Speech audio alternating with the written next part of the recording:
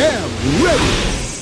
GMA Weather, serbisyong totoo ng GMA News.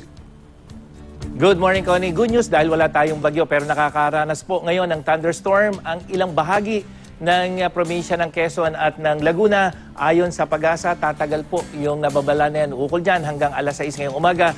Kaya maging alerto sa banta ng baha. Inaasahan din ang thunderstorm sa Rizal Province at sa ilang bahagi o natitirang bahagi ng Quezon. At posibleng yung thunderstorm na yon matangay dito sa Metro Manila sa mga susunod na oras. Kaya yun yung babantayan natin. Nagdadala po ng pag-uulan sa silangang bahagi ng Luzon at Visayas. Ayon sa Pag-asa, itong hangin na galing sa silangan o yung easterlies. At bukod sa easterlies, humiiral na rin ang hanging amihan na nakakapekto naman sa dulong Hilagang Luzon.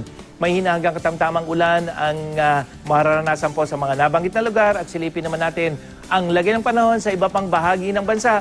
Meron din pong mga pag-ulan dito sa Bicol Region, dyan sa may Mimaropa hanggang dito sa may bahagi ng Calabarzon.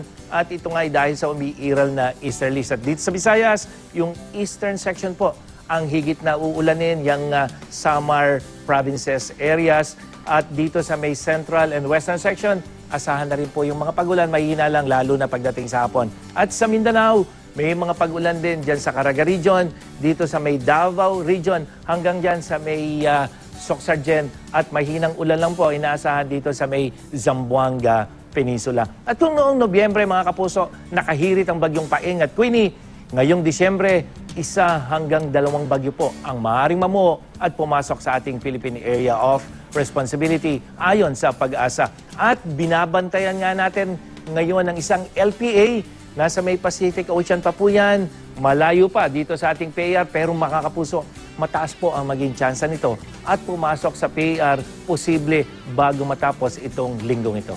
Yan ang latest mula sa GMA Weather. Ako po si Nathaniel Cruz. Magplano para sigurado. I am ready. Serbisyong totoo ng GMA News.